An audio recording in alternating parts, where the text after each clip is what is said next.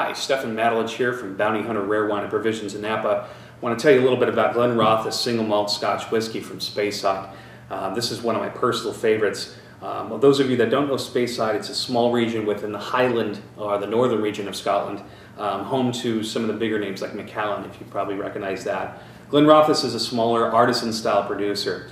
A bulk of their production goes into blends and stuff you see at the grocery store, so lesser known stuff. But the top cut of this, the top 10%, is saved just for themselves. Each year, John Ramsey, master distiller there, basically keeps them all separate, taste each barrel along to see how it's progressing. When the whiskey gets to its prime level, and each year it changes, everything varies, he's going to say, that's it, it's time, bottle it together and get it in there and out. That is what we have here, 1985. Vintage. This was bottled in 2005, so it's a 20-year-old single malt Scotch, but essentially, just as I said, it was bottled at that time, so you're never going to get another 85. This is it. This is the last of it. On to the whiskey. Beautiful, beautiful nose. The sherry wood, just a little bit towards the end of the age of this, really comes out. It just fills the room.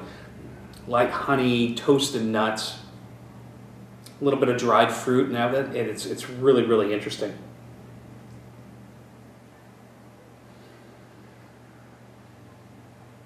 Fully concentrated on the palate, very rich and decadent. This is a whiskey that could probably use a little bit of water just to get it to open up and blossom a bit. But this is something that, honestly, this is for a 20-year-old single malt, this is something that should be every bit of $200, $250 a bottle. You just don't get richness and decadence like that out of something that we found for under 150 bucks. This is a really good value, and I know you're going to enjoy it. Cheers.